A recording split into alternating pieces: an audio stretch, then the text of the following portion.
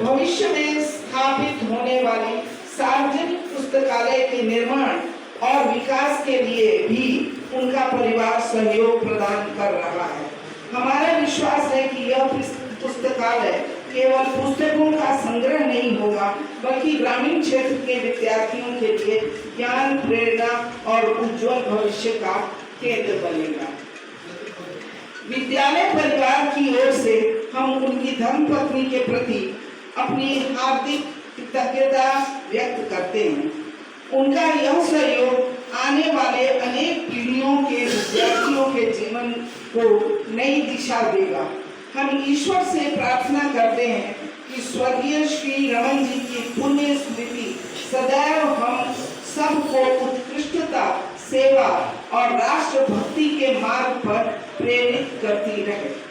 आइए इस सभी संकल्प लें कि हम भी अपने जीवन में ज्ञान, चरित्र, सेवा और उत्कृष्टता के उन आदर्शों का पालन करेंगे जिसका उदाहरण स्वर्गीय श्री रमन जी ने अपने जीवन में प्रस्तुत किया। तो ये रहा रमन जी का संक्षिप्त विवरण और उनका सहयोग इस विद्यालय के लिए। अब मैं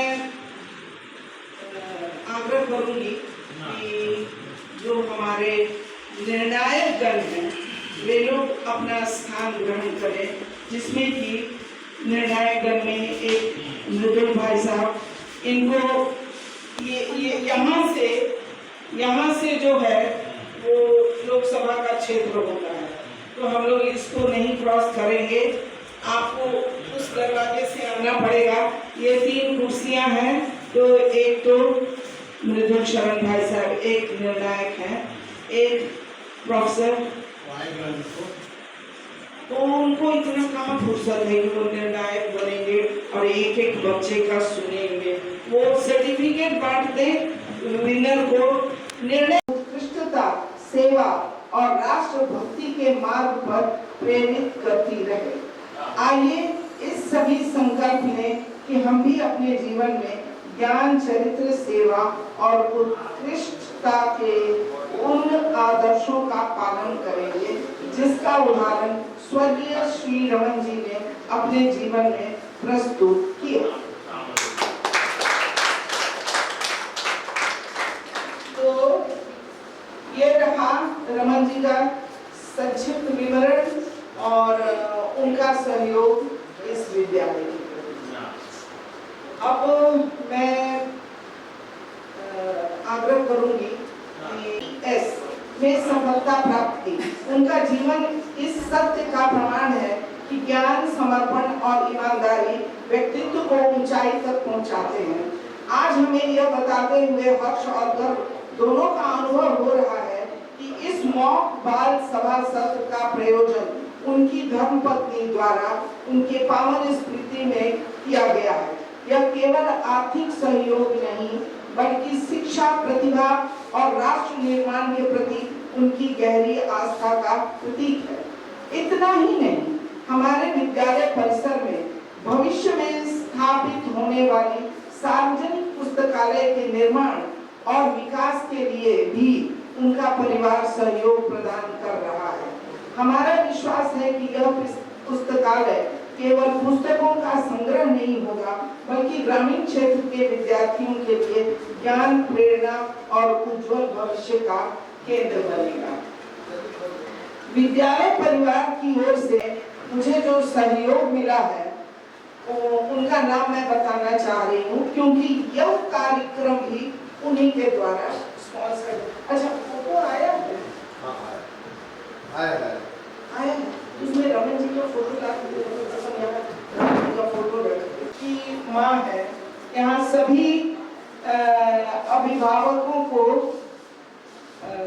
आमंत्रित किया गया है, लेकिन हमको इस बात का अफसोस रहता है कि उनके बच्चे इतना अच्छा परफॉर्मेंस देंगे।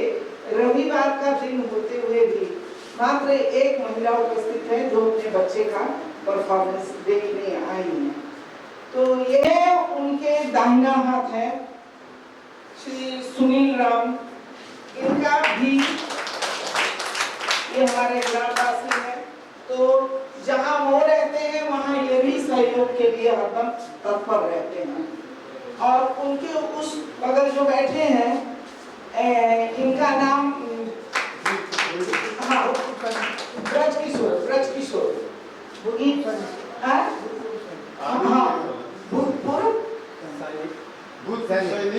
अच्छा, ये भी रिटायर्ड फौजी हैं, तो और इनका सहयोग मेरे साथ है कि मैं आध्यात्मिक कार्य में भी लगी हूँ। और आध्यात्मिक कार्य मैंने कोई मैं पूजा पाठ करना नहीं सिखाती कि मंगलवार को ये वस्त्र पहनो, सोमवार को ये वस्त्र पहनो, नहीं। मैं मंदिर पर पढ़े लिखे लोगों को जो भी सीखना चाहे, मैं उन्हें वेद, उपनिषद, गीता, श्री दिलीप तिवारी और ये भी इनका अपना दो स्कूल है, तो ये भी शिक्षा से जुड़े हैं।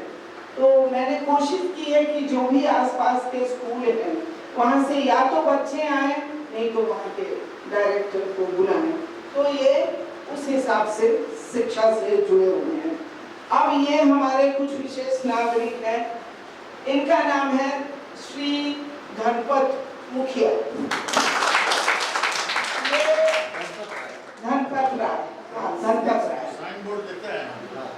अच्छा, तो ये अब ये लेकिन किस साल में थे ये हम नहीं बता पाएंगे।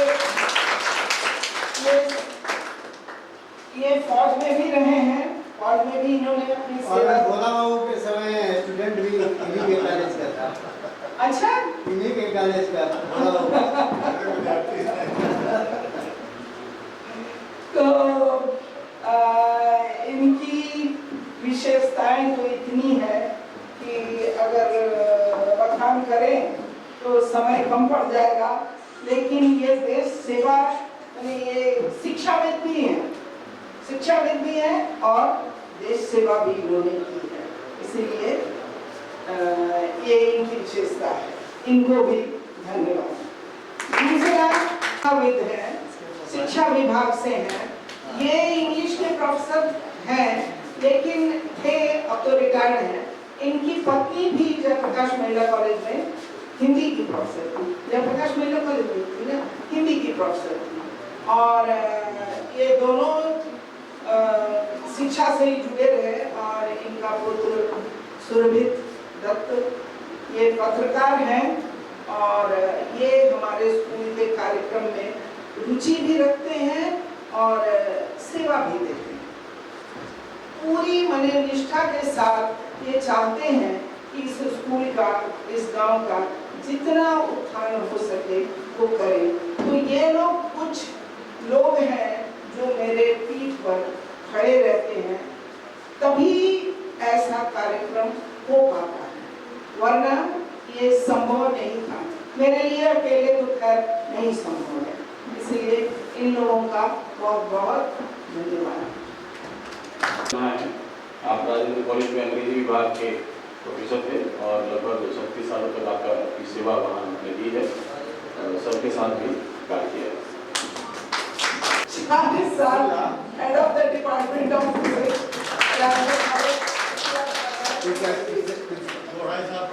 हाँ, उसके बाद ये राजेंद्र कॉलेज के प्राचार्य के पद पर भी रहे हैं और बहुत ही वरिष्ठ नागरिक हैं। और इस स्कूल के लिए इनका आशीर्वाद हरदम रहता है। तो इस बार मैंने इन्हें जब आमंत्रण दिया तो मुझे थोड़ी संकोच हो रही थी कि 80 साल से ऊपर हो गए हैं, क्या इन्हें बुलाना उचित होगा, लेकिन मन नहीं माना। तो और ये भी खुशी खुशी तैयार हो गए। तो ये मेरा सौभाग्य है कि ये आज भी अपना आशीर्वाद लेने पहुँचे हैं। अच्छा, ये है हमारे, चलो आओ बताओ।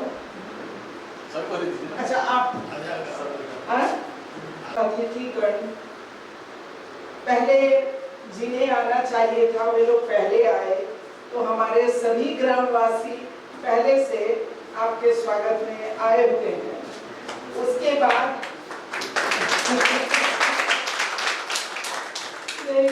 एक परंपरा है।